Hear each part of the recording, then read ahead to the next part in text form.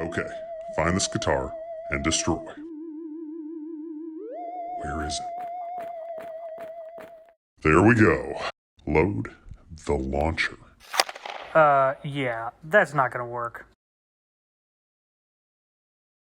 Who are you? And how did you stop that rocket? I'm John Cena. I was commissioned to destroy that noisemaker. Who sent you? The wife? The neighbor who works night shift. Yeah, these aren't even that loud. They're acoustic guitars. Like, you can't even hear them in the next room. Yeah, that is a bit melodramatic. Fair enough. Yeah, you need to, get out of here and leave these alone. Off to destroy worlds then. Hey, you want to get a drink?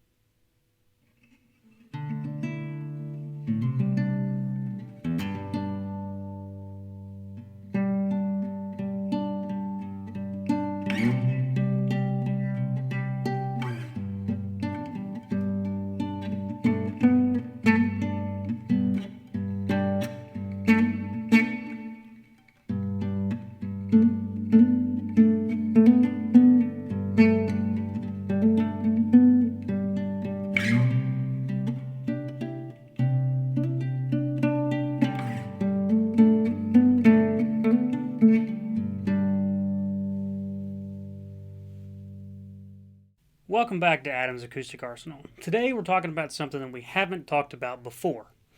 A nylon string guitar. Now, I played this guitar in the intro, and I want you to take a second to see if you can figure out what kind of guitar it is. Obviously, it's a classical nylon string guitar, but take a second, pause the video, put in the comments what you think it is, and then I will tell you in just a minute. So, ready, go. Okay.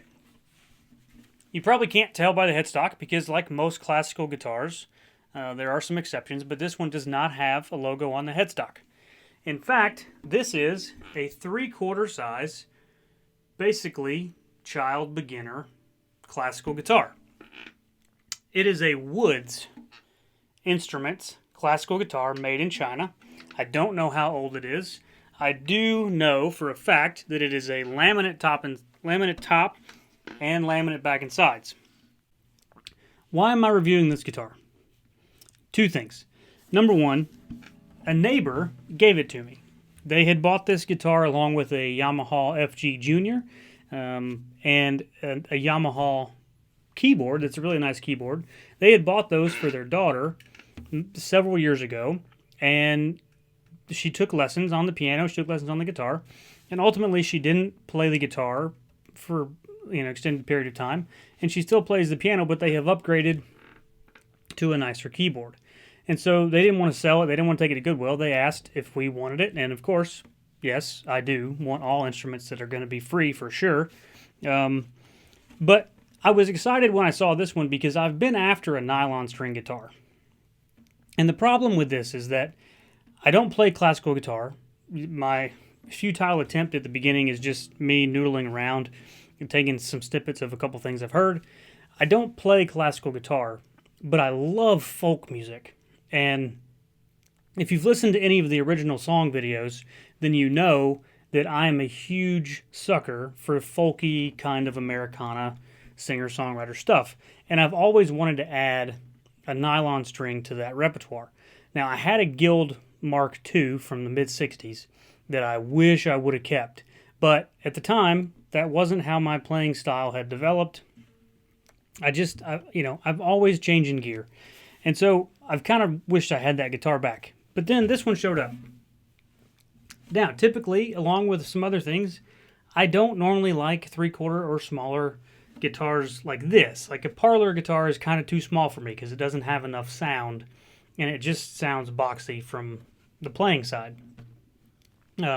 So finding a classical guitar or a smaller body guitar that is kind of a throwaway guitar is hard because I'm addicted to good tone because I have a Martin and I've played a lot of really great guitars. So it's hard for me to spend $200 to $300 on a guitar that I don't really love the sound of for utilitarian purposes. I know that's a first world problem, but it just is what it is. So I've played a bunch of these nylon string guitars in the $300 to $400 to $500 range. The $500 ones are nice.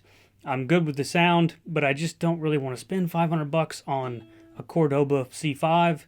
It's just not my thing. So when this showed up, I was super excited because I didn't expect it to sound good, and to my surprise,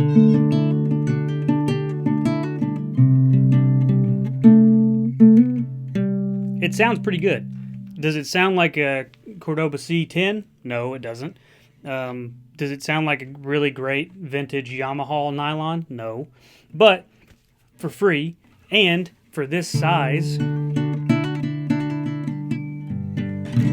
it sounds pretty good. It's pretty balanced. It's got a decent bass response. Pretty good highs. I would tell you it's lacking in the mids. But it's not really a mahogany guitar, even though it's got a mahogany veneer on it. It's fine. And it's comfortable to play.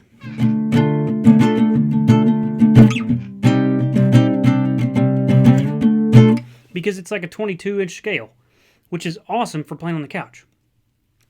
I would have never, ever bought this guitar. Even if it was $100. I would have never paid $100 for it because I would have just assumed that it wouldn't sound good enough that I would ever play it, and it would play like garbage, and so I would never play it. It'd be just a waste of $100.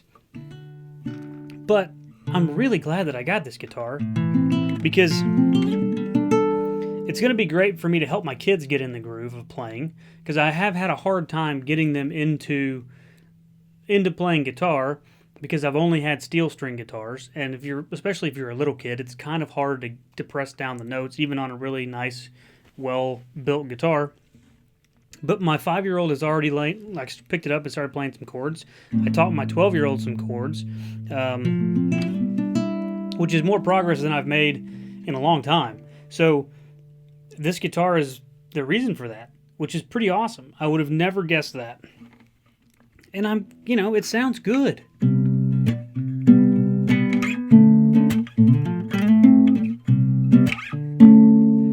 So, as you can tell, if you process it and use the effects that you would normally use on recordings anyway, it sounds great. And I'm just using the Blue Yeti and an SM57, nothing special, and the GarageBand effects. It sounds great. I'm definitely going to use it for a recording.